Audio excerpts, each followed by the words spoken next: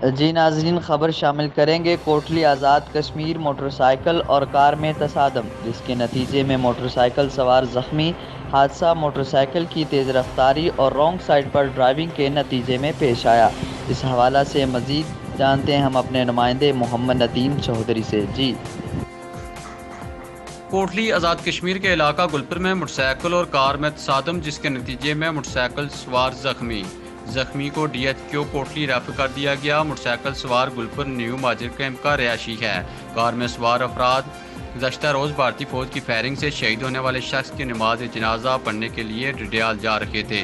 उनका तल्लक दरा शेर खान से है। कार ड्राइवर ने बचाने की बहुत कोशिश की, मगर मोटरसाइकिल सवार की रॉन्ग साइड पर ड्राइविंग की वजह से सैलून कार से टकरा गया।